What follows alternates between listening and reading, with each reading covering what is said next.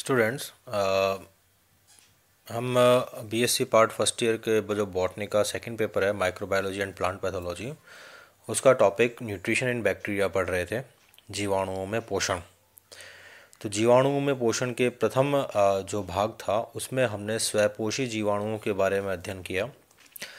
जैसा कि हमने पिछली बार देखा कि स्वपोषी जीवाणु जो हैं वे भोजन का स्वयं निर्माण करने में सक्षम होते हैं, कुछ प्रकाश संश्लेषी वर्णकों के कारण। कुछ रसायन संश्लेषी जीवाणु होते हैं जो कि विभिन्न प्रकार की रासायनिक क्रियाओं से प्राप्त होने वाली ऊर्जा का उपयोग करते हैं। और दूसरे होते हैं परपोषी जीवाणु जो कि अपने भोजन के लिए दूसरों पर निर्भर रहते हैं, दूसरे जीवों से अपना पोषण प्राप्त करते हैं। इसका जो चार्ट था वो हमने पिछली बार देखा था। इस चार्ट के अंतर्गत हम लोगों ने जीवाणुओं में पोषण स्टार्ट किया था। तो आप देख पा रहे हैं कि स्वपोषी जीवाणु में हमने दो भागों में बांटा था स्वपोषी जीवाणुओं को, प्रकाश संश्लेषी फोटोऑटोट्रोफिक बैक्टीरिया एंड रसायन संश्लेषी कीमोट्रोफिक बैक्टीरिया। प्रकाश संश्लेषी को हमने ग्रीन सल्फर, पर्पल सल्फर और नॉन सल्फर पर्पल बैक्टीरिया में बांटा था based on the pigments present in there.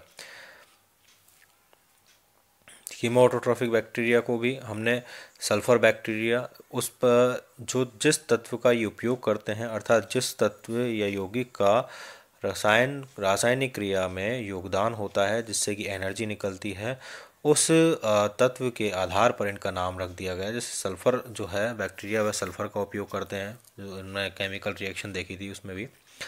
Iron bacteria iron का, हाइड्रोजन बैक्टीरिया हाइड्रोजन का, नाइट्रीफाइंग बैक्टीरिया जो है अमोनिया का नाइट्रोजन तत्वों का उपयोग करते हैं।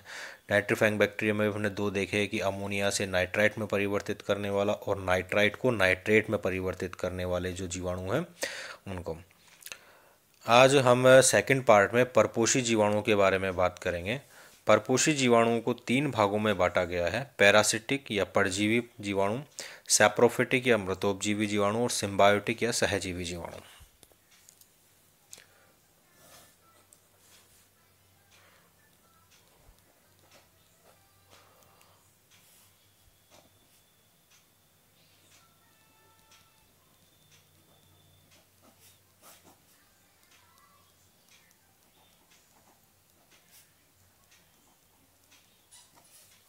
Parasitic, saprophytic and symbiotic. परजीवी जीवाणु सबसे पहले हम लेते हैं परजीवी। परजीवी जीवाणु मुख्यतया विभिन्न प्रकार के रोग उत्पन्न करने वाले भी हो सकते हैं। ये रोगजनक जीवाणु या पैथोजेनिक बैक्टीरिया हो सकते हैं, या ये अरोग कारक भी हो सकते हैं। जरूरी नहीं है कि ये रोग उत्पन्न ही करें। अरोग कारक या नॉन पैथोजेनिक भी, इनको दो श्रेणियों में बांटा गया है। पैरासिटिक बैक्टीरिया अपने भोजन को प्राप्त करते हैं किसी पोषक के द्वारा। पोषक को हम यहाँ पर होस्ट कहते हैं। कोई एक जीव होगा, उस जीव पर ये आक्रमण करेंगे और इसमें उपस्थित आक्रमण करके इसके अंदर चले जाते हैं और अंदर जीव के शरीर के अंदर जाकर अपना जीवन यापन करते हैं, अर्थात एनर्जी की प्राप्ति करते हैं। तो एनर्जी इसको कहाँ से मिलेगी? पोषक से। पोषक की जो कोशिकाएं हैं, सेल्स, इनमें ये सेल्स या टिश्यू में चला जाता है और यहाँ पर उपस्थित जो कार्बनिक पदार्थ हैं उनको ग्रहण करता है अपनी ऊर्जा की आवश्यकता की पूर्ति के लिए। तो इस प्रकार जो पोषक है वह एक रोल प्ले करता है परजीवी जीवाणुओं को पोषण प्रदान करने के लिए। इस पोषक पर ये जो बैक्टीरिया है या जीवाणु है, यह जब इस पोषक से पोषण प्राप्त करता है तो ऐसी स्थिति में पोषक बीमार हो सकता है। तो इस प्रकार के जीवाणु रोगजनक जीवाणु कहलाते हैं। एवं कुछ बैक्टीरिया जो है रोग उत्पन्न तो नहीं करते हैं परंतु उसमें विभिन्न प्रकार के परिवर्तन ला देते हैं, वो भी जो है अरोग कारक या नॉन पैथोजेनिक बैक्टीरिया होते हैं। अब ये जो बैक्टीरिया है पादपों में भी रोग उत्पन्न कर सकते हैं, प्लांट्स में, पादपों में और जंतुओं में भी रोग उत्पन्न कर सकते हैं। दूसरा आता है सैप्रोफिटिक। अच्छा, इसके उदाहरण देखिए, एग्जाम्पल पादपों की अगर हम बात करें तो सिट्रस कैंकर नामक जो रोग है, यह रोग भी जीवाणुओं के द्वारा उत्पन्न किया जाता है। इसके अलावा जंतुओं में न्यूमोनिया,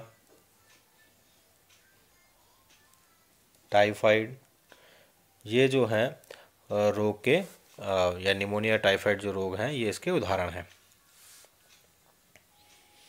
दूसरा देखते हैं हम मृतोपजीवी जीवाणु। जैसा कि नाम से स्पष्ट है, मृतोपजीवी जीवाणु ऐसे जीवाणु होते हैं जो कि मृत कार्बनिक पदार्थों से अपना पोषण प्राप्त करते हैं। मृत कार्बनिक पदार्थों से पोषण प्राप्त करने वाले जीवाणु मृतोपजीवी जीवाणु कहलाते हैं। वास्तव में ये जीवाणु ऐसे होते हैं जो कि मृत कार्बनिक पदार्थ या मृत जीवों को, शरीर को सड़ाने एवं गलाने वाले होते हैं। ऐसे जीवाणु कुछ एंजाइम्स का स्रावण करते हैं, एंजाइम सिक्रेट करते हैं, जो कि कॉम्प्लेक्स जटिल कार्बनिक पदार्थों को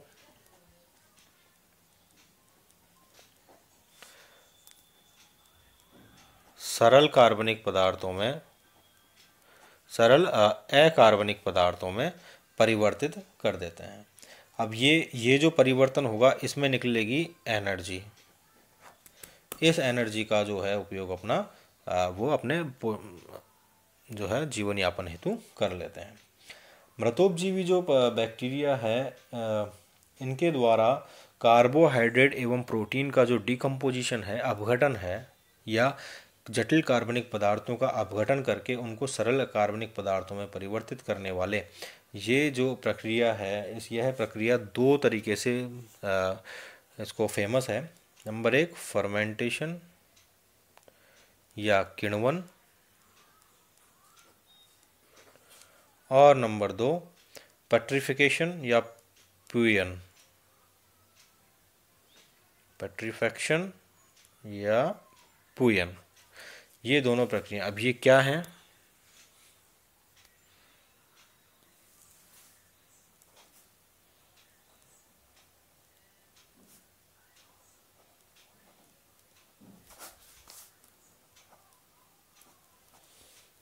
किण्वन प्रक्रिया आप अच्छे से जानते हैं, दूध का खट्टा होना,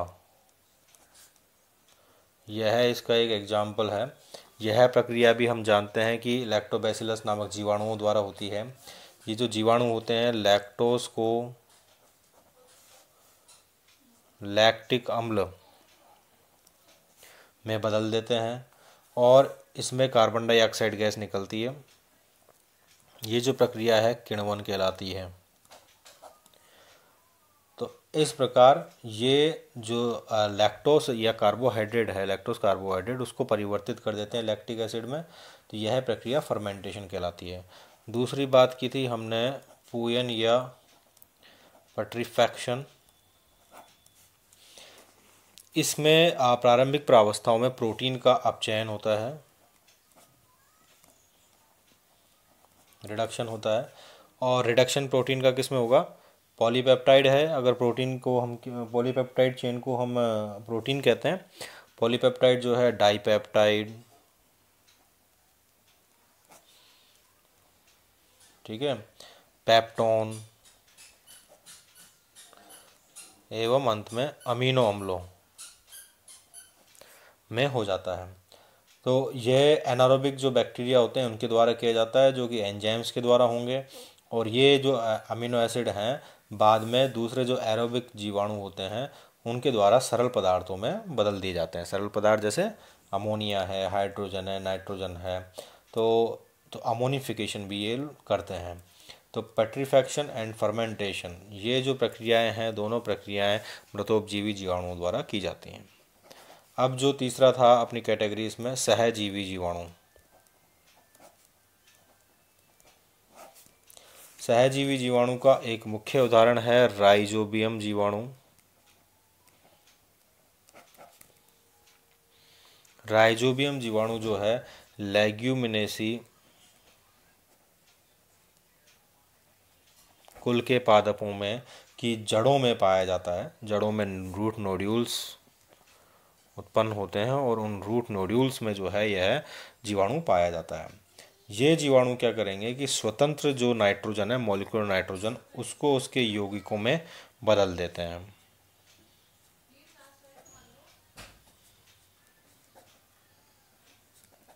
अमोनिया में, नाइट्रेट में, नाइट्राइट में बदल देते हैं। और ये तो उसमें यौगिकों में बदल जाते हैं और स्वयं के पोषण के लिए ये होस्ट से, होस्ट कौन है, लेग्यूमिनेसी पादप, उससे कार्बोहाइड्रेट को ग्रहण करते हैं। अब ऐसी स्थिति में लेग्यूमिनेसी कुल का जो पादप है, पादप या होस्ट से तो ये कार्बोहाइड्रेट ग्रहण कर रहे हैं और स्वतंत्र नाइट्रोजन, आणविक नाइट्रोजन को उसके यौगिकों में बदल रहे हैं, जो कि पादप के लिए आवश्यक है। ठीक है, तो दोनों तरीके से ये एक दूसरे को, जीवाणु पादप से बेनिफिट प्राप्त कर रहा है और जो पादप है वह भी जीवाणु से बेनिफिट प्राप्त कर रहा है। तो ऐसी स्थिति में ये जीवाणु सहजीवी जीवाणु कहलाते हैं। सहजीवी जीवाणुओं के बारे में और आगे भी हम पढ़ेंगे इसके रिलेटेड, जीवाणु के आर्थिक महत्व में। तो इस प्रकार आज हमने जीवाणु में पोषण को जो है कंप्लीट कर लिया है।